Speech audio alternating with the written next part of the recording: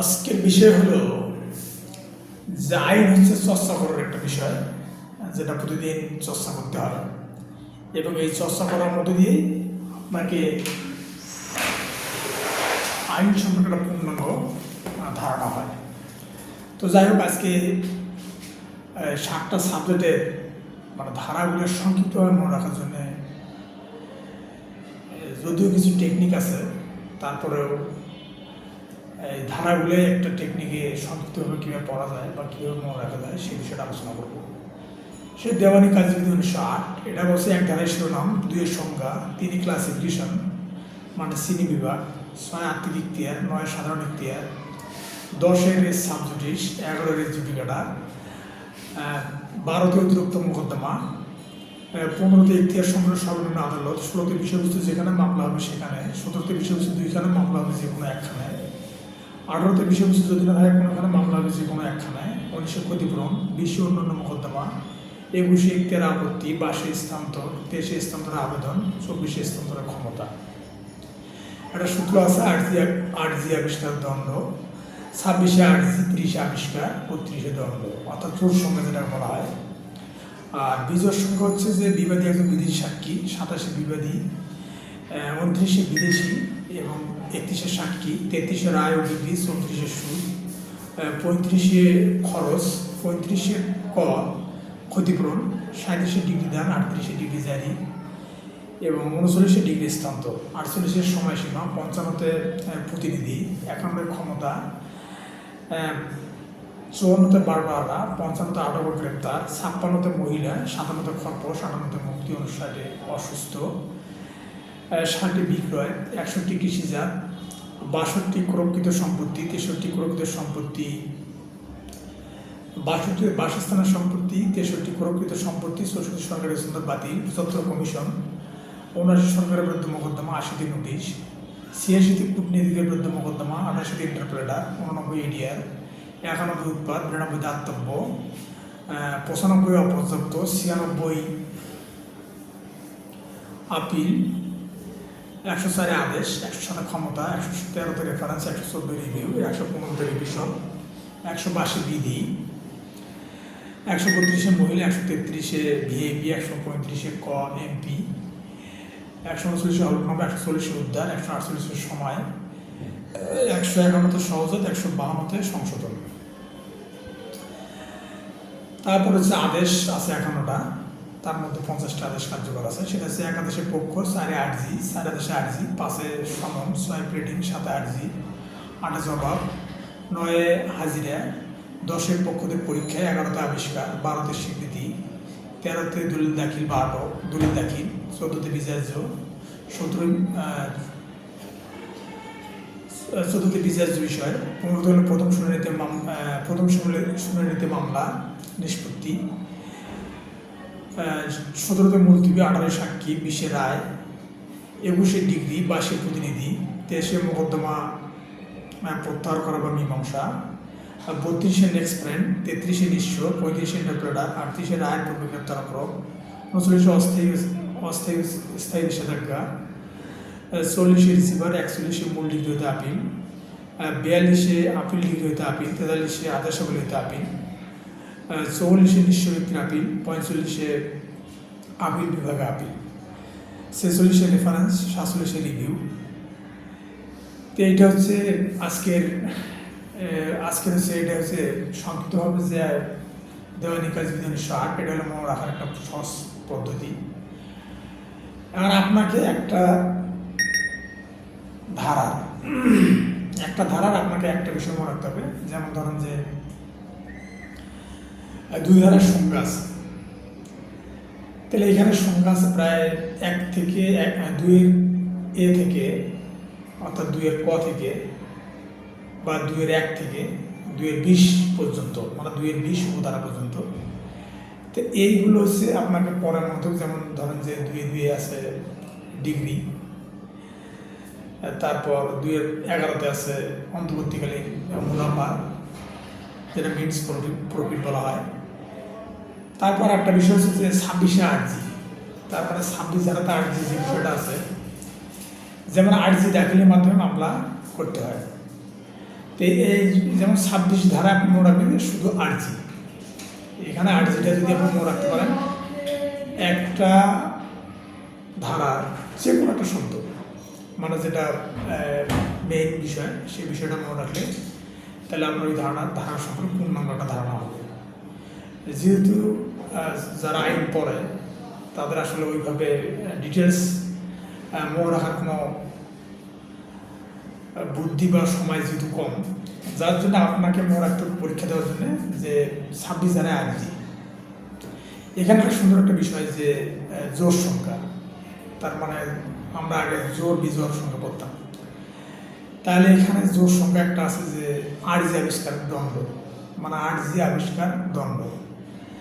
তাহলে আপনি যদি এই জোর সংখ্যাটা মনে রাখেন যে আরজি আবিষ্কার দণ্ড, তাহলে দেখবেন যে এখানে 26 ধারাতে আরজি আছে, আর 30 ধারাতে আছে আবিষ্কার, আর 32 ধারাতে আছে দণ্ড। তাহলে এই জোর সংখ্যাটা কিন্তু এখানে একটা পূর্ণাঙ্গ ধারণা দেবে যে জোর সংখ্যা, তার মানে এখানে জোর সংখ্যা বলতে আরজি আবিষ্কার দণ্ড, তাহলে 26, 30, 32। আর বিজোড় সংখ্যা আছে যে বিবাদী একজন বিদেশি সাক্ষী, তাহলে আমরা যদি এখানে বিজোড় সংখ্যা বলতে বোঝায় 27, যখন 27-এ বিবাদীকে সমান দেওয়া হয়, তারপর 29 ধারা যদি বিদেশি কোনো বিবাদী থাকে তাকে সমান দেওয়া হয়, আর 31-এ সাক্ষীকে সমান দেওয়া হয়। তাহলে জোর বিজোড় এই বিষয়টা এখানে পরিলক্ষিত হয়। যেমন এইভাবে দেওয়ানি কাজবিধি মনে রাখতে হবে যে একের পক্ষ 4 আরজি, 5-এর সমন, 6 প্লেটিং, 7 আরজি। আমরা জানি যে দেওয়ানি কাজবিধিতে 50টা আদেশ বলবৎ আছে, যে 11টা আদেশ, তার মধ্যে একটা আদেশ অমিট করা হয়েছে বা বাতিল করা হয়েছে। তাহলে এই 50টা আদেশের মধ্যে অসংখ্য বিধি আছে, যেমন 21 আদেশে প্রায় 100-র উপরে হলো বিধি আছে। তো এইরকম অসংখ্য বিধি এখানে পরিলক্ষিত হয়। তো সেই জন্যে আপনাকে খালি জাস্ট ওই আদেশের যে মূল বিষয়টা সেটা মনে রাখতে হবে। যেমন ধরেন যে এক আদেশের পক্ষ, 4 আদেশে আরজি, 5 আদেশে সমন, 6 আদেশে প্লেটিংস। অর্থাৎ প্লেটিংস মানে হচ্ছে যে আরজি এবং জবাবের একটা আরজি বা জবাব, যেটাকে ইংলিশে বলা হয় প্লেটিংস। তো 7 আদেশে আবার আরজি আছে, তার মানে এখানে আরজির একটা সংশোধনের বিষয় আছে। তারপর মামলাতে যদি আরজি প্রত্যাখ্যান করা হয় সেই বিষয়টা এখানে পরিলক্ষিত হয়। 9 আদেশে আছে হাজিরে, তারপর পক্ষদের হাজিরা ও গড় হাজিরা। আপনি যদি মনে রাখেন যে 9 আদেশে আছে হাজিরে, তাহলে তখন আপনার মনে হবে যে হাজিরে বলতে কারা হাজিরে দেবে। কোনো যদি মামলা যদি দায়ের করা হয় সেই মামলাতে আসলে মূলত কারা হাজিরে দেবে সেই বিষয়টা এখানে আপনি মনে করতে পারবেন। যেমন 9 আদেশে আছে হাজিরা, 10 আদেশে আছে পক্ষদের পরীক্ষা। তাহলে হাজিরা দেওয়ার পর পক্ষদের পরীক্ষা করা হয় যে আসলে সে কথাটা সত্য বলছে না মিথ্যে বলছে, এটা আদালত তখন কী করে, দেওয়ানি কাজবিধি 10 আদেশ অনুযায়ী যারা মামলার বাদী এবং বিবাদী হয় তাদেরকে পরীক্ষা করে। তো এইরকম এগুলো বিষয় পরিলক্ষিত হয়, যে বিষয়গুলো আপনি ইজিলি মানে ওই ধারাটার বা ওই রুলস অর্ডারটার যে কোনো একটা ভাইটাল একটা পয়েন্ট যদি আপনি মনে রাখেন, তাহলে কিন্তু আপনি কী করতে পারবেন, আপনি সহজে মনে রাখতে পারবেন যে আসলে ওই আদেশে কী বলা আছে। যদি এইভাবে পড়েন তাহলে আপনাকে ইজিভাবে সব কিছু মনে থাকবে এবং আপনি সহজে উত্তর দিতে পারবেন। আমরা জানি যে এমসিকিউ 100-র মধ্যে পরীক্ষা হয় এবং এই 100টার মধ্যে আপনাকে কমপক্ষে 50টা পাইতে হবে।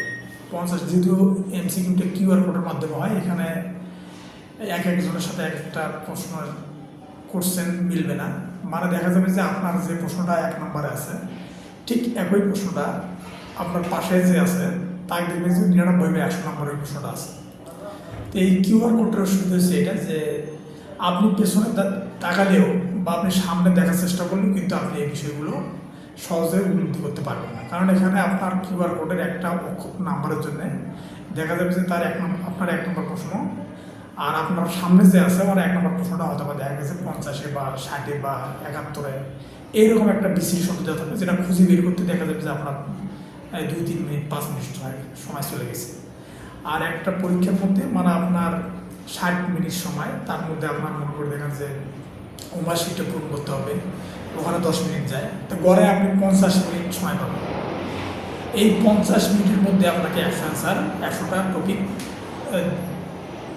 বল পয়েন্ট দিয়ে ভাগ করতে হবে। তো তা সেক্ষেত্রে আপনার সহজ বুদ্ধি হচ্ছে যে আপনি সহজে যদি আপনি কোনো কিছু মনে রাখতে চান, তাহলে সেক্ষেত্রে আপনাকে এই ধারা এবং আদেশের মূল যে পয়েন্ট সেটা আপনাকে মনে রাখতে হবে। তো যাই হোক, এমনিভাবে দণ্ডবিধি 1860 আমরা জানি যে ফৌজদারি কাজবিধি বা যেগুলো ফৌজদারিতে মামলা মোকদ্দমা হয়, এগুলো আসলে শাস্তি প্রদান করা হয় দণ্ডবিধি 1860 নিয়ম অনুযায়ী। তাহলে দণ্ডবিধি আছে 1 থেকে 511 ধারা আছে। এই 1 থেকে 511 ধারা মনে রাখার একটা সহজ পদ্ধতি আছে, যে বেবিদেশ বিপি। তাহলে বেবিদেশ বিপি এটা বিষয়ে আলোচনা করতেছি না, কিন্তু এই ধারাগুলো মনে রাখার একটা সহজ পদ্ধতি হলো, এখানে ঠিক দেওয়ানি কাজবিধির মতোই এই বিষয়গুলো পরিলক্ষিত হবে। সেটা হচ্ছে যে 1 ধারায় দেওয়া আছে শিরোনাম, 2 ভেতরে, 3 বাইরে, 4 সম্প্রসারণ, 5 প্রাধান্য, 17 সরকার, 18 শূন্যতা, 19 জজ, 20 আদালত, 29 দলিল, 34 সাধারণ, 35 জ্ঞান যদি হয় ভিন্ন ভিন্ন, শাস্তি হবে ভিন্ন ভিন্ন। একটা বিষয় বলে রাখি যে সাধারণ বলতে মানে 34 ধারা কমন ইন্টেনশন, যেটাকে সাধারণ অভিপ্রায় বলা হয়। এই কমন ইন্টেনশনটা 34 ধারাতে আছে দণ্ডবিধি। এটাকে আপনি সহজে একটা মনে রাখার জন্য আপনি বলবেন কি যে সাধারণ। তো সাধারণটা যদি মনে রাখেন তাহলে আপনি ইজিভাবে মনে রাখতে পারবেন যে 34 ধারায় সাধারণ অভিপ্রায় বিষয়টা বলা আছে। তার 35 ধারা বলা আছে জ্ঞান যদি হয় ভিন্ন ভিন্ন, শাস্তি হবে ভিন্ন ভিন্ন, জ্ঞান যদি হয় 1, শাস্তি হবে 1। এটা একটু বিশাল বড়, এটা বলা দরকার নেই। 37 আছে শাস্তির সমতা, 40 আছে অপরাধ, 41 বিশেষ আইন, 42 স্থানীয় আইন, 53 দণ্ড। মানে 53 ধারা, 53 বলতে বুঝেছে ধারা, যেহেতু 53 ধারাটা সবসময় বলতেছে না, যদি সংক্ষিপ্তভাবে মনে রাখবেন, তাই আপনাকে 53 মানে দণ্ড। তারপর 54 আছে মৃত্যুদণ্ড, অর্থাৎ 53 ধারাতে বলতে হবে দণ্ড যখন বিষয়টা আসবে 53 ধারাতে, ঠিক সেই মুহূর্তে মনে করতে হবে যে দণ্ড কয় প্রকার। দণ্ড হলো 5 প্রকার। দণ্ড 5 প্রকার, যেমন মৃত্যুদণ্ড, যাবজ্জীবন কারাদণ্ড, তারপর অর্থদণ্ড, জরিমানা, হ্যাঁ, বিনাশ্রম কারাদণ্ড, এগুলো হচ্ছে 5 প্রকার দণ্ড আছে বাংলাদেশে প্রচলিত। 53 ধারাতে দণ্ডের এই বিবরণটা দেওয়া আছে। 40 ধারা আছে অপরাধ, 54 আছে মৃত্যুদণ্ড, অর্থাৎ 54 মৃত্যুদণ্ড মানে অর্থাৎ সরকার যে মৃত্যুদণ্ড হ্রাস করতে পারে সেটা বলা আছে 54 ধারায়। 55 আছে রাষ্ট্রপতি যাবজ্জীবন, 55 এতে আছে রাষ্ট্রপতি, মানে অর্থাৎ রাষ্ট্রপতি যে মৃত্যুদণ্ড যদি মৌখিক করতে পারে এই বিষয়টা এখানে বলা আছে। 57 মেয়াদ, 63 পরিমাণ, 64 অতিরিক্ত, 65 উভয় দণ্ড। তার মানে উভয় মানে যদি আপনি যদি কোনো অপরাধ করেন, সেই অপরাধে যদি কোনো শাস্তি হয়, সে জরিমানাও করতে পারে, পাশাপাশি আপনার শাস্তি অর্থাৎ আপনাকে জেলও দিতে পারবে। এই বিষয়টা এখানে বলা হচ্ছে উভয় দণ্ড। 66 বর্ণনা, 67 অর্থদণ্ড, 68 সমাপ্ত, 70 6 বছর, 73 নির্জন, 74 ধারায় নির্জন সীমা, নির্জন কারাবাসের সীমা, মানে কয়দিন আপনাকে নির্জন কারাবাসে রাখা যাবে সেই বিষয়টা এখানে বলা আছে। তারপর 50 টাকায় 2 মাস, 100 টাকায় 4 মাস, সর্বোচ্চ 6 মাস, বেশি হলে 6 মাস, 1 বছরে 1 মাস, 14 দিনে 14 দিন, 7 দিনে 7 দিন। তার মানে যদি আপনার যদি 1 মাস 1 বছর যদি জেল হয়, তাহলে আপনি নির্জন কারাবাস 1 মাস পেতে পারেন। আর যদি আপনার যদি 14 দিন জেল হয়, 14 দিনে 14 নির্জন কারাবাস পাইতে পারেন। আবার 7 দিন যদি জেল হয়, 7 দিনে 7 নির্জন কারাবাস পাইতে পারেন। তারপর 7 ধারা আছে বিচারক। তারপরে বিচারক, ফৌজদারি কাজবিধি যে বিচারকরা হবে বা বিচারক যারা বিচার করবে, জাস্টিস, তারা কীরকম হবে এটা বলা আছে বাংলাদেশে 77 ধারায়।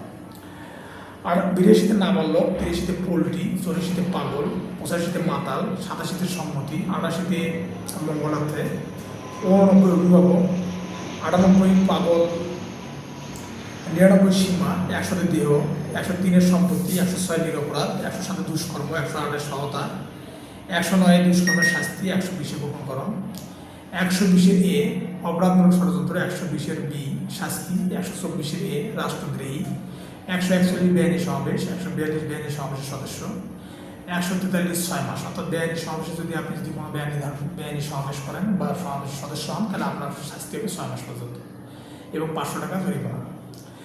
140 ধারা আছে মারাত্মক অস্ত্র সহ সমাবেশে অংশগ্রহণ করা। 146 দাঙ্গা, 147 দাঙ্গার শাস্তি 2 বছর সর্বোচ্চ। 148 মারাত্মক অস্ত্র সহ দাঙ্গা অংশগ্রহণ, শাস্তি 3 বছর। 149 সাধারণ উদ্দেশ্য। তাহলে 149 সাধারণ উদ্দেশ্য, এটা যেহেতু 34 ধারা আছে সাধারণ অভিপ্রায়, আর এখানে আছে সাধারণ 149 সাধারণ উদ্দেশ্য। 159 মারামারি, 160 মারামারি শাস্তি, 161 সরকারি কর্মচারী, 191 মিথ্যা সাক্ষী, 193 শাস্তি, 194 মৃত্যুদণ্ড। মিথ্যা সাক্ষী দিলে কী হবে? 211 মিথ্যা অভিযোগ, 230 মুদ্রা, 231 মুদ্রা জালকরণ, 232 বাংলাদেশি মুদ্রা জালকরণ, শাস্তি হবে যাবজ্জীবন। 293 অশ্লীল বস্তু বিক্রয় করা, 294 অশ্লীল সঙ্গীত প্রদর্শন করা, মানে অশ্লীল সঙ্গীত প্রদর্শন করা, 299 অপরাধ হত্যা, 300 খুন, 301 মানে অভিষ্ট ব্যক্তি যে ব্যক্তি খুন করার কথা ছিল কিন্তু আপনি সে ব্যক্তিকে না খুন করে অন্য ব্যক্তিকে খুন করেছেন। 302 খুনের শাস্তি, 303 যাবজ্জীবন ব্যক্তি কর্তৃক খুন, অর্থাৎ যে ব্যক্তি যাবজ্জীবন কারণ রয়েছে সেই ব্যক্তি যদি কোনো খুন করে তো সরাসরি তাকে ফাঁসি কাষ্ট ঝুলানো হবে। 304 অপরাধ হত্যা, শাস্তি যাবজ্জীবন। 304 এতে আছে অপরাধ হত্যা অবহেলায়, অর্থাৎ ডাক্তাররা যে ঘটনাটা ঘটায় সেটা হচ্ছে 304 এ, আর ড্রাইভাররা যে ঘটনাটা ঘটায় সে 304 বি। 305 নাবালককে আত্মহত্যার সহায়তা করা, 306 আত্মহত্যার সহায়তা, 307 খুনের উদ্যোগ, 308 অপরাধ হত্যা, 309 আত্মহত্যার উদ্যোগ, 310 ঠক, 319 আঘাত, 320 গুরুতর আঘাত, 321 স্বেচ্ছাকৃতভাবে আঘাত, 322 স্বেচ্ছাকৃতভাবে গুরুতর আঘাত, 323 স্বেচ্ছাকৃতভাবে গুরুতর আঘাত, 325 স্বেচ্ছাকৃতভাবে গুরুতর আঘাতের শাস্তি 7 বছর, 326 মারাত্মক অস্ত্রের মাধ্যমে গুরুতর আঘাত করা, শাস্তি যাবজ্জীবন অথবা 10 বছর, 326 এ 2 চোখ উপরে ফেলা বা এসিড নিক্ষেপ করা, শাস্তি মৃত্যুদণ্ড, 339 অবৈধ বাধা, 340 অবৈধ অবরোধ। একটা বাধা আছে, একটা অবরোধ করা আছে, কাউকে আটক করা আর কাউকে কোথাও যাইতে বাধা দেওয়া, 339 আর 340।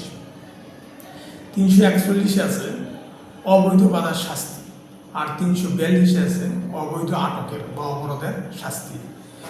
349 বল প্রয়োগ, 350 অপরাধমূলক বল প্রয়োগ, 351 আক্রমণ, 352 আক্রমণের শাস্তি, 353 সরকারি কর্মচারীকে বাধা দেওয়া, শাস্তি 3 বছর। 359 আছে মনুষ্যহরণ, যেটা কিডন্যাপিং বলা হয়, 359। 360 ধারায় আছে বাংলাদেশ হতে অপহরণ, আর 361 আছে অভিভাবক হতে অপহরণ, 362 আছে অপবাহন, যেটা ইংলিশে বলা হয় অ্যাবডাকশন। 363 মনুষ্যহরণ, শাস্তি 7 বছর। আর 364 খুন করিবার উদ্দেশ্যে মনুষ্যহরণ, এটা শাস্তি হবে যাবজ্জীবন। 364 এ 10 বছর কম বয়স্ক শিশুকে অপহরণ, এটা শাস্তি হবে মৃত্যুদণ্ড। 378 চুরি, 379 চুরির শাস্তি 3 বছর সর্বোচ্চ। 380 বাসগৃহে চুরি, শাস্তি সর্বোচ্চ 7 বছর। 381 কেরানি কর্তৃক চুরি, শাস্তি হবে 7 বছর। 382 চুরির উদ্দেশ্যে কারোর মৃত্যু ঘটানো, মানে আপনি চুরি করতে চান কারোর মৃত্যু ঘটাচ্ছেন তাহলে সর্বোচ্চ শাস্তি হবে 10 বছর। 383 ছিনতাই, 384 ছিনতাইয়ের শাস্তি 3 বছর। 385 চাঁদাবাজি, যেটাকে ছিনতাই বলা হয়, চাঁদাবাজি, শাস্তি হবে 5 বছর। আর 390 হলো দস্যুতা, 391 ডাকাতি, 392 দস্যুতার শাস্তি হবে 10 বছর। 393 দস্যুতার সংগঠন, মানে দস্যুতার সংগঠন যদি করার চেষ্টা করেন তাহলে শাস্তি হবে 7 বছর। 394 দস্যুতার সংগঠনকালে ইচ্ছাকৃতভাবে আঘাত দান করা, শাস্তি হবে 7 বছর। 396 খুন সহকারে ডাকাতি, শাস্তি হবে মৃত্যুদণ্ড। 399 ডাকাতির প্রস্তুতি, শাস্তি হবে 10 বছর। 403 অসাধুভাবে সম্পত্তি আত্মসাৎ করা।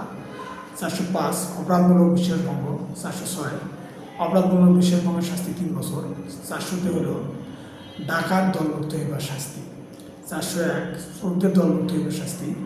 চুরি চোরাইমাল ছিনতে, যদি চুরি হয় তারপরে চোরাইমাল গ্রহণ করেন, চুরি করেন বা চোরাইমাল গ্রহণ করেন অথবা ছিনতাই করেন তাহলে শাস্তি হবে 3 বছর পর্যন্ত। আর 407 আছে বাহক কর্তৃক অপরাধমূলক বিশ্বাসভঙ্গ। 408 আছে কেরানি কর্তৃক অপরাধমূলক বিশ্বাসভঙ্গ। 409 আছে সরকারি কর্মচারী কর্তৃক অপরাধমূলক বিশ্বাসভঙ্গ। 415 আছে প্রতারণা, যেটাকে চিটিং বলা হয়। 416 আছে অপরূপ ধারণপূর্বক প্রতারণা। 417 আছে প্রতারণার শাস্তি 1 বছর। আর 419 যারা বলা আছে অপরূপ ধারণপূর্বক প্রতারণা, এটা শাস্তি হবে 3 বছর। যেমন আপনি র্যাবের পরিচয় দিয়ে যদি কাউকে আটক করেন তাহলে যদি ধরা পড়েন তাহলে এটা সর্বোচ্চ শাস্তি হবে 3 বছর। 420 প্রতারণা মাধ্যমে সম্পত্তি আত্মসাৎ করা, শাস্তি হবে 7 বছর। 425 অনিষ্ট বা ক্ষতি, মানে কারো ক্ষতি করা, যেটাকে ইংলিশে বলা হয় মিসচাল, আর 426 হলো অনিষ্ট শাস্তি বা কারো ক্ষতি করার শাস্তি হবে 3 মাস পর্যন্ত। আর 461 হলো অপরাধমূলক অনধিকার প্রবেশ। আপনি যদি জোর করে কোনো জায়গায় প্রবেশে নিষেধ করা আছে কিন্তু সেটা আপনি জোর করে প্রবেশ করতেছেন, সেটা হলো অপরাধমূলক অনধিকার প্রবেশ, সেটা শাস্তি দেওয়া আছে 453 ধারায়। তো 442 আছে অনধিকার গৃহ প্রবেশ, মানে অপরাধমূলক অনধিকার প্রবেশ। আর একটা আছে 443 আছে 442 আছে অনধিকার গৃহ প্রবেশ। তো 441 আছে অপরাধমূলক অনধিকার প্রবেশ, আর 442 আছে অনধিকার গৃহ প্রবেশ। 443 সংলগ্ন অনধিকার গৃহ প্রবেশ, এটা শাস্তি সবগুলো দেওয়া 453-তে। রাত্রিবেলায় 444-এ রাত্রিবেলা অনধিকার গৃহ প্রবেশ, 445-এ অপথে প্রবেশ। তো 446 ধারায় 445 ধারা আছে অপথে গৃহ প্রবেশ। তারপরে অপথে গৃহ প্রবেশ 6 প্রকার, মানে দরজা ভেঙে প্রবেশ করা, জানলা ভেঙে প্রবেশ করা, তারপরে শীত কেটে প্রবেশ করা, এইরকম 6 প্রকার প্রবেশকে অপথে গৃহ প্রবেশ বলা হয়, যেটা বলা আছে 445 ধারাতে। আর 446 ধারাতে আছে শীত কাটিয়ে গৃহ প্রবেশ, তার মানে আগে যে শীত কাটা হতো বা আগে ঘরের শিং করা হতো সেটা হচ্ছে 446 ধারায়। 447 ধারায় বলা আছে যে অনধিকার প্রবেশ, শাস্তি 3 মাস বা 500 টাকা জরিমানা। 448 ধারাতে আছে অনধিকার গৃহ প্রবেশ, শাস্তি হলো 1 বছর বা 1000 টাকা জরিমানা। 453-তে আছে অপথে গৃহ প্রবেশ, যেটা বলছিলাম বারবার যে 453-তে আছে সমস্ত অনধিকার প্রবেশের শাস্তি। তো সেটা বলা আছে 453 ধারাতে, সেটা শাস্তি হলো 2 বছর সর্বোচ্চ। 456-তে আছে রাত্রিবেলায় গৃহ প্রবেশ, শাস্তি হলো 3 বছর। 463-তে আছে জালিয়াতি, যদি আপনি কোনো স্টাম্প জাল করেন, জাল করে বিক্রি করেন, তাহলে সেটা শাস্তি হবে 463 ধারা অনুযায়ী সেটা জালিয়াতি, অর্থাৎ কোন ধরনের কাজ জালিয়াতি হবে সেটা বলা আছে দণ্ডবিধি 1860-এর 463 ধারায়। 465-তে আছে জালিয়াতির শাস্তি হবে সর্বোচ্চ 2 বছর। 495 পূর্ববর্তী বিবাহ গোপন করে যদি কোনো অপরাধ করেন তাহলে শাস্তি হবে 10 বছর। 497 আছে বেবিচার। 499 আছে মানহানি, অর্থাৎ কোন ধরনের জিনিসগুলো মানহানি হবে, আপনি কোনো সম্মানী ব্যক্তি যদি কোনো হিতকরমূলক বা অপমানজনক কোনো কথা বলেন, সেটা মানহানির কোন লেভেলে পড়বে সে বিষয়টা বলা আছে 499 ধারা। আর 500 ধারা আছে মানহানির শাস্তি হবে 2 বছর সর্বোচ্চ। আর 503-এ বলা আছে অপরাধমূলক বিধি প্রদর্শন। আর 506 ধারাতে আছে অপরাধমূলক বিধি প্রদর্শনের শাস্তি 1 বছর। আর 509-তে বলা আছে ইফটিসিং, যেটা আমরা ইফটিসিং বলি। আর 510 ধারাতে বলা আছে যে মাতাল ব্যক্তি যদি কোনো অপরাধ করে তাহলে তার 24 ঘন্টা বা 10 টাকা জরিমানা হবে, এটা বলা আছে মাতাল ব্যক্তি সম্পর্কে 510 ধারাতে। আর 511-তে বলা আছে যে কোনো অপরাধ সংগঠিত করার উদ্যোগ, মানে আপনি কারো পকেটে হয়তো চুরি করার উদ্দেশ্যে হাত দিয়েছেন কিন্তু পকেটে কিছু ছিল না, যার জন্য আপনি চুরি করতে পারেন না, বা আপনি চুরি সংগঠিত করতে পারেন না, সেক্ষেত্রে যে আপনি যে চুরি করার যে একটা উদ্যোগ দিয়েছেন, এই উদ্যোগের জন্য আপনার জন্য একটা শাস্তির ব্যবস্থা আছে, সেটা হলো 511 ধারা অনুযায়ী। তো এই হচ্ছে দণ্ডবিধির মূল বিষয়। এখন বিষয়টা হলো যে, যেমন একটা বিষয় বলি যে এখানে বলা আছে যে 231 ধারাতে যে মুদ্রা জালকরণ, তারপরে 233-এ বলা আছে, 232-এ বলা আছে যে বাংলাদেশি মুদ্রা জালকরণ।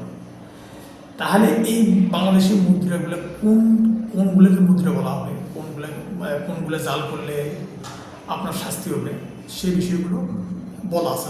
আপনি যদি এই দণ্ডবিধি 511 ধারা মনে রাখতে চান, তাহলে এই বিষয়গুলো হলো আপনার সিলেবাস অনুযায়ী থাকবে এবং এইগুলো আপনি পড়লে মোটামুটি একটা ধারণা হবে এবং সেই অনুযায়ী আপনি এমসিকিউ মিশাইতে পারবেন। এখন হচ্ছে তামাদি আইন 1908। এই তামাদি আইনের একটা নিয়ম হচ্ছে যে কোনো মামলা করার পর, শুরু হওয়ার পর একটা সময় থাকে। যেমন আমরা জানি যে জেলা জজে যদি মামলা চলে তাহলে শুনানির দিন থেকে, মানে অর্থাৎ মামলাটা দায়ের করার পর 360 দিনের মধ্যে মামলাটা শেষ হবে। আর যদি সহকারী জজ আদালতে হয় তো 280 দিনের মধ্যে মামলাটা শেষ হবে। তারপর এরকম প্রতিটি জিনিসের একটা সময় আছে, যেটাকে আমরা তামাদি হিসেবে আখ্যায়িত করি এবং ওটা তামাদি হিসেবে আখ্যায়িত হয়। ঠিক এইরকম তামাদি 1908 এরও কিছু ধারা আছে এবং এখানে 1 থেকে 130টি অনুচ্ছেদ আছে। যে অনুচ্ছেদগুলো দেখবেন যে ওই অনুচ্ছেদগুলো হচ্ছে মূলত এই মামলার যে একটা তামাদি সময় আছে, সেটা হচ্ছে 1 থেকে 149 অনুচ্ছেদ পর্যন্ত। আর আপিল করার যে বিষয়টা অনুচ্ছেদগুলো সেটা আছে যে 150 থেকে 157 ধারা 57 অনুচ্ছেদ পর্যন্ত। তারপর দরখাস্ত বা অন্যান্য যে বিষয়গুলো থাকে সেইগুলো বলা আছে 151 থেকে 183 অনুচ্ছেদ পর্যন্ত। তাহলে মামলার একটা অনুচ্ছেদ আছে যেটা 1 থেকে 150 অনুচ্ছেদ। তারপর আপিলের একটা অনুচ্ছেদ আছে যেটা 150 থেকে 157 অনুচ্ছেদ। তারপরে হচ্ছে দরখাস্ত বা যে সমস্ত মিসকেস বিভিন্ন ধরনের যে দরখাস্তের মাধ্যমে যে মামলাগুলো হয় সেইগুলো যে একটা তামাদি সময় আছে সেটা আছে 151 থেকে 130 অনুচ্ছেদ পর্যন্ত।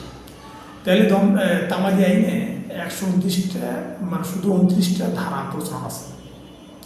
এই 29টা ধারাকে পরে এই 29টা ধারাই হলো মূলত মামলাগুলো পরিচালিত হয় বা এখানে দেওয়া থাকে। তারপরে 130 ধারা 130টি অনুচ্ছেদের মধ্যে কোনটা কোন সময় কীভাবে করতে হবে সেই বিষয়গুলো এখানে আলোকপাত করা আছে। তো যাই হোক, তামাদি আইনে 1 ধারা আছে শিরোনাম, 2 ধারা আছে সংজ্ঞা। তামাদি এবং দেওয়ানি কাজবিধি অনেকটা মিল আছে। পাশাপাশি এসআর অ্যাক্ট অর্থাৎ সুনির্দিষ্ট দি স্পেসিফিক রিলিফ অ্যাক্ট 1877 এটার সাথে তামাদি আইনের দেওয়ানি কাজবিধি মিল আছে। অর্থাৎ 3টা সাবজেক্ট দেওয়ানি বিধি সংক্রান্ত, যেমন দেওয়ানি কাজবিধি, সুনির্দিষ্ট প্রতিকার আইন, তার তামাদি আইন। তো তামাদি আইনে 1 ধারা শিরোনাম আছে, 2 ধারা আছে সংজ্ঞা, 3 ধারা আছে খারিজ, 4 ধারা আছে বন্ধের দিন খোলার দিন, 5 ধারা আছে বিলম্ব মওকুফ, 6 ধারা আছে বৈধ অপরগতা, 8 ধারা আছে বিশেষ ব্যতিক্রম, 9 ধারা আছে সময়ের অবিরাম চলন, 23 ধারা আছে অবিরাম চুক্তিভঙ্গ, 22 ধারা আছে বাদ যাবে, মানে অর্থাৎ কোন বিষয়গুলো আদালত থেকে বাদ যাবে, কোন দিনগুলো সেই বিষয় এখানে বলা আছে। আর 14 ধারা আছে ইখতিয়ারবিহীন আদালতের মামলা। আর একটা সূত্র আছে যে মৃত্যু প্রতারণা স্বীকৃতি সুদ। যদি মৃত্যু প্রতারণা স্বীকৃতি সুদ যদি আপনি মনে রাখতে পারেন, তাহলে এখানে মৃত্যুর ফলাফল, প্রতারণার ফলাফল, 19 ধারা আছে স্বীকৃতির ফলাফল, 20 ধারা আছে সুদের ফলাফল, আর 22 ধারা আছে স্থলাভিষিক্ত, 25 ধারা আছে সময়ের গণনা, 26 ধারা আছে সুখ অধিকার, 28 ধারা আছে বিলুপ্ত এবং 29 ধারা আছে ব্যতিক্রম। তো এগুলো হচ্ছে মূল ধারা, মানে অর্থাৎ মূল বিষয়গুলো। যদি এইগুলো বিষয় মনে রাখতে পারেন তাহলে বাকি ধারাগুলো আপনার অটোমেটিক একটা মনে থাকবে। একটা বিষয় মনে বলে রাখি, সেটা হচ্ছে যে এটা 4টার মধ্যে একটা দিতে হবে। সমপর্যায়ে থাকে না বেশিরভাগ মাল্টি চয়েস কোশ্চেন, যেটাকে এমসিকিউ বলা হয়। এমসিকিউটা কিন্তু মাল্টি চয়েস কোশ্চেন প্রশ্নটা কিন্তু এমন একটা প্রশ্ন যে দেখা যাচ্ছে যে মৃত্যুর ফলাফল কোথায় আছে তা আমাদের এরকম একটা প্রশ্ন হয়। তো এখানে কিন্তু দেখা যাবে যে যেমন ধরেন যে সূত্রধারায় আছে যে মৃত্যুর ফলাফল, এখানে দেখবেন যে 14, 15, 16, 17 এইরকম মেসিং করা, অর্থাৎ পাশাপাশি ধারা দেওয়া, এটা কিন্তু খুব কম হয়। দেখা যাবে দেওয়া আছে সূত্র আর একদিকে দেওয়া আছে 29, একদিকে দেওয়া আছে 1 ধারা, একদিকে আছে 5 ধারা, মানে একটা বিশাল একটা ডিফারেন্স থাকে, যার জন্যে ছাত্ররা ইজিলি বুঝতে পারে যে এটা আসলে কী হবে। তো এই হচ্ছে তামাদি আইন। আর এখন হচ্ছে সুনির্দিষ্ট প্রতিকার আইন, যেটা আসলে দেওয়ানি কাজবিধির নিয়ম অনুযায়ী বা দেওয়ানি আদালতে এই সুনির্দিষ্ট প্রতিকার আইনের মামলাগুলো হয়ে থাকে। এখানে বলা আছে যে সংক্ষিপ্ত শিরোনাম, অর্থাৎ প্রতিটা আইনের একটা শিরোনাম আছে, সেটাই 1 ধারাতে আছে। আর 3 ধারা আছে ব্যাখ্যা, তার মানে অধিকার, কর্তব্য, বাধ্যবাধকতা। এই যে একটা অধিকার, কর্তব্য, বাধ্যবাধকতা, এটা যে এইটা বিষয়টা হচ্ছে সুনির্দিষ্ট প্রতিকার আইনের মধ্যে এটা আছে। আবার 5 ধারা যেভাবে সুনির্দিষ্ট প্রতিকার প্রদান করা হয়, এটা দখল, গ্রহণ, অর্পণ, আদেশ, নিষেধ, রিসিভার নিয়ম, এইগুলোর মাধ্যমে কী করা হয় যে সুনির্দিষ্ট প্রতিকার প্রদান করা হয়। 6 ধারা আছে নিরোধক প্রতিকার, তার মানে কোন প্রিভেন্টিভ প্রতিকার যেটাকে বলা হয় যে নিরোধক প্রতিকার, তার মানে কোন প্রতিকারগুলো দেওয়া যাবে আর কোন প্রতিকারগুলো দেওয়া যাবে না সেই বিষয়গুলো এখানে বলা আছে। 7 ধারায় আছে দণ্ডমূলক আইন কার্যকর করার জন্য, অর্থাৎ দণ্ডবিধির যে আইনগুলো আছে এই আইনগুলো কার্যকর করার জন্য কিন্তু সুনির্দিষ্ট প্রতিকার আইন প্রদান করে না। তার মানে সুনির্দিষ্ট আইন প্রদান করে মূলত দেওয়ানি কার্যবিধি বিষয়ে মামলাগুলো। 8 ধারা আছে নালিশ কর্তৃক স্থাপন সম্পত্তি দখল পুনরুদ্ধার, আর 9 ধারা আছে বেআইনিভাবে বেদখলকৃত ব্যক্তির দখল পুনরুদ্ধার, 10 ধারা আছে অস্থাবর সম্পত্তির দখল পুনরুদ্ধার, 11 ধারা আছে অস্থাবর সম্পত্তির দখল পুনরুদ্ধার ট্রাস্টি, অর্থাৎ ট্রাস্টের আন্ডারে যে জমিগুলো থাকে সেই জমিগুলো কীভাবে মামলা করলে আপনি পাবেন সেই বিষয়গুলো এখানে বলা আছে। আর 12 ধারা আছে সুনির্দিষ্ট প্রতিকারের মঞ্জুরির ক্ষেত্রসমূহ, অর্থাৎ সুনির্দিষ্ট প্রতিকারের মঞ্জুরির ক্ষেত্রসমূহ 4টি ক্ষেত্রে দেওয়া থাকে। সেটা হচ্ছে যে চুক্তিটি জিম্মার মাপকাঠি না থাকলে অপর্যাপ্ত অনিশ্চয়তা, মানে অর্থাৎ সুনির্দিষ্ট প্রতিকারের কিছু নিয়ম থাকে, সেই নিয়ম অনুযায়ী 4টি বিষয়ে যদি থাকে, মানে চুক্তিটি যদি জিম্মার অন্তর্ভুক্ত না থাকে, তারপর যদি মাপকাঠি না থাকে, মানে এমন চুক্তি করছেন যেটা আসলে কোনো কুল কিনারা নেই, এই সমস্ত চুক্তিতে পেলে সুনির্দিষ্ট প্রতিকার প্রদান করে না। আর 12 ধারাতে বলা হচ্ছে নাম মঞ্জুরির ক্ষেত্রে সময় 8টি। তার মানে মঞ্জুরি অর্থাৎ সুনির্দিষ্ট প্রতিকার মঞ্জুরির ক্ষেত্র হচ্ছে 4টি, আর নাম মঞ্জুরির ক্ষেত্রে হচ্ছে 8টি। এখানে আরও একটা সংশোধনীর পর এটা আরও একটা ক্ষেত্র যোগ আছে, সেটা হচ্ছে 21 এতে অবলবৎযোগ্য চুক্তি, অর্থাৎ যে চুক্তিগুলো কখনো বলবৎ হবে না সেই বিষয়গুলো এখানে বলা আছে। আর 13 ধারা হচ্ছে চুক্তির আংশিক কাজের সম্পাদন। আর 14 ধারাতে বলা হচ্ছে চুক্তির অংশবিশেষ বা সুনির্দিষ্টভাবে সম্পাদন, যেখানে সম্পাদিত অংশ হচ্ছে ছোট। তার মানে আপনি একটা চুক্তি করছেন, কিন্তু এই চুক্তির মধ্যে দেখা যাচ্ছে যে এই 14 ধারাতে বলা আছে চুক্তির মধ্যে দেখা যাচ্ছে যে আপনি একটা জমি, দুটো জমি আমার পাশাপাশি আছে, একটা 5 বিঘা একটা 10 বিঘা। এই ক্ষেত্রে এই 13 ধারা 14 ধারা 15 ধারা, তারপরে 15 ধারায় বলা আছে চুক্তির অসম্পাদিত অংশ হচ্ছে বড়। 16 ধারা চুক্তির অংশ বিশেষ স্বতন্ত্র হয়ে, তারপরে 17 ধারাতে বলা আছে 14, 15, 16 ব্যতীত চুক্তির সমাধান সম্ভব না, অর্থাৎ 14, 15, 16 যে বিষয়গুলো বলা আছে এই বিষয়গুলো ছাড়া চুক্তি সম্পাদন করা সম্ভব না। 18 ধারা আছে স্টেপল, 19 ধারা আছে ক্ষতিপূরণের আদেশ, আর 22 ধারা সুনির্দিষ্ট প্রতিকার আইন, যে সমস্ত প্রতিকার প্রদান করা হয়। 23 ধারা আছে যে সকল ব্যক্তি সুনির্দিষ্ট প্রতিকার আইনে পাইতে পারে। 24 ধারা চুক্তির সুনির্দিষ্ট কার্য সম্পাদন 4 জন ব্যক্তির পক্ষে করা যায় না। এটা যখন আপনি জাস্ট এইটুকু মনে রাখবেন, এরপরে মানে বাকিগুলো আপনাকে অটোমেটিক মনে থাকবে। আর 25 ধারা আছে বিক্রয় বা ইজারা প্রদান চুক্তি ক্ষেত্র 3টি। 28 ধারা যে সকল ব্যক্তি সুনির্দিষ্ট প্রতিকার পেতে পারে না। 29 ধারা আছে যে সুনির্দিষ্ট কাজের সমাধান পর নতুন করে মোকদ্দমা করা যায় না, অর্থাৎ একটা যদি সুনির্দিষ্ট প্রতিকারের মামলা যদি শেষ হয়ে যায় তো ওটা নতুন করে আর কোনো মামলা করা যাবে না।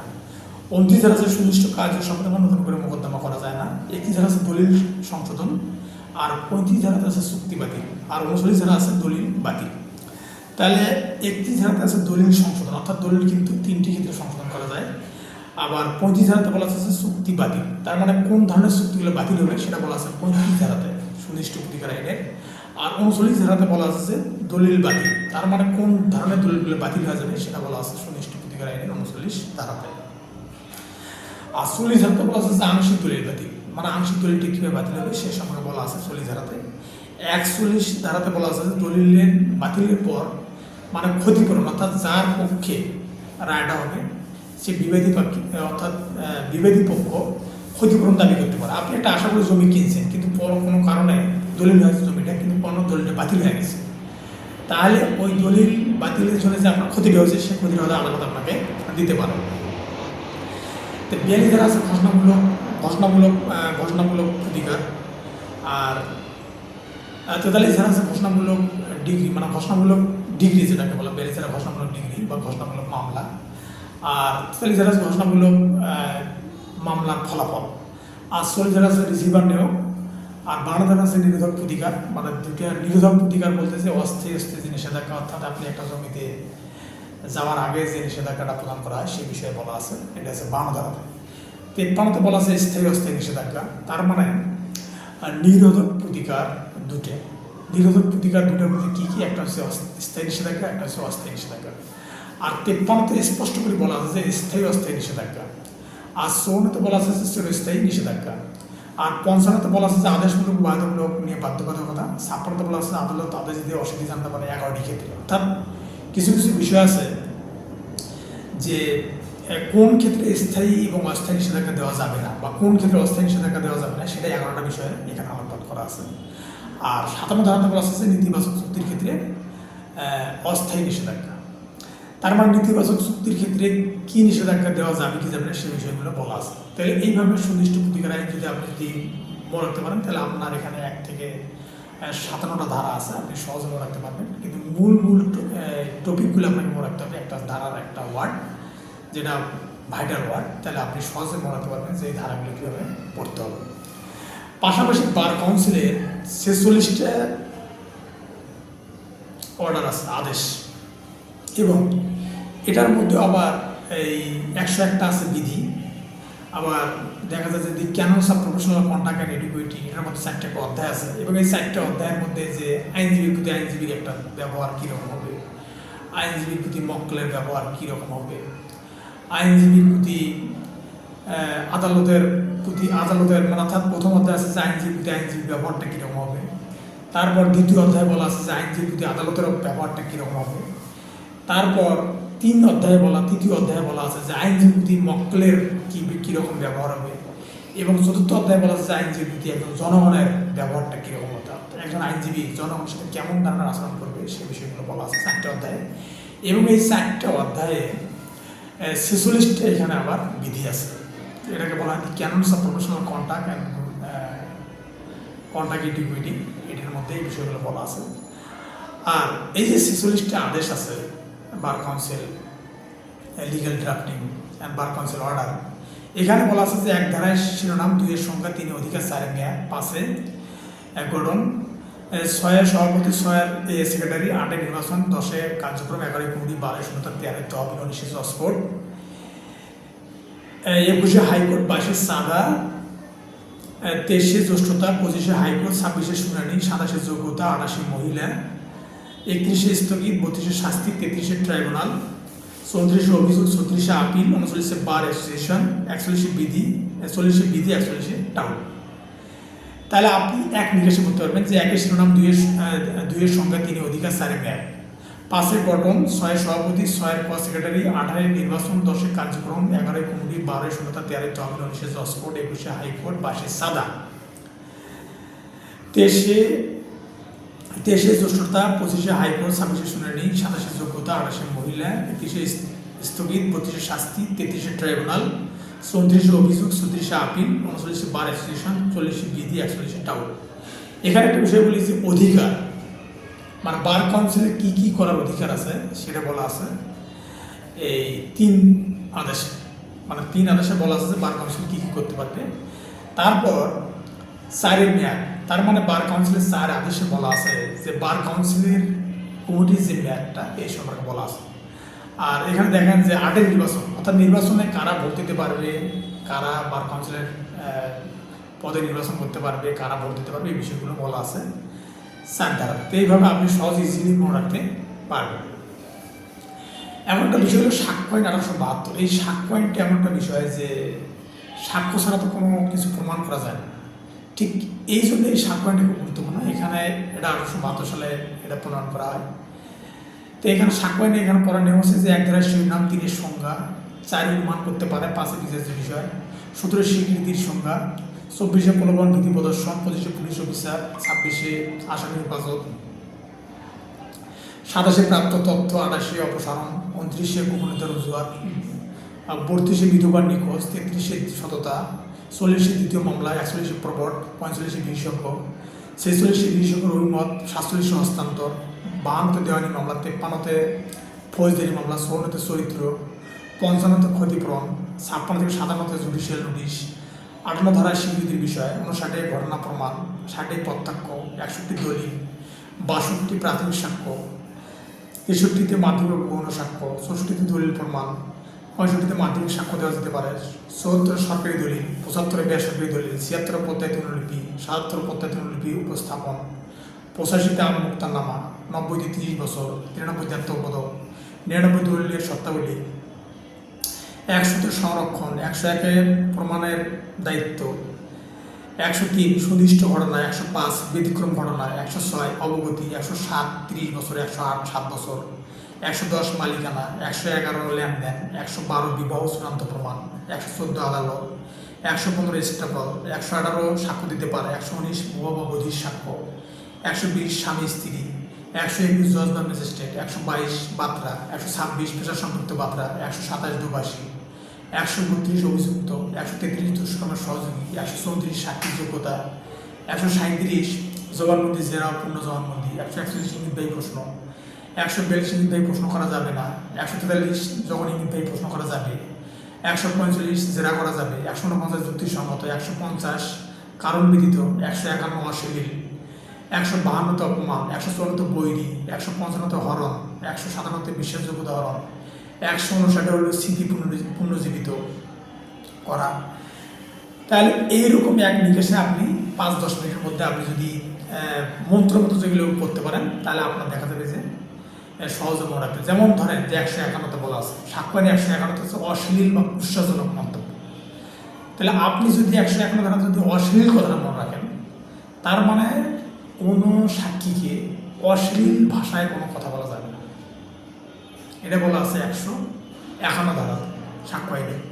তারপর এই যে বিশ্বাসযোগ্যতা হরণ বা হরণ কথাটা বলা আছে 155 বলা আছে যে একটা সাক্ষীর বিশ্বাসযোগ্যতা, অর্থাৎ সে যে একটা কথা কনফিডেন্সিয়ালি বলতেছে কিনা, আত্মবিশ্বাস সহিত বলতেছে কিনা, সেটা আপনি কীভাবে প্রমাণ করবেন। সেটার জন্য আপনাকে 4টে ওয়ে এখানে অবলম্বন করতে হবে।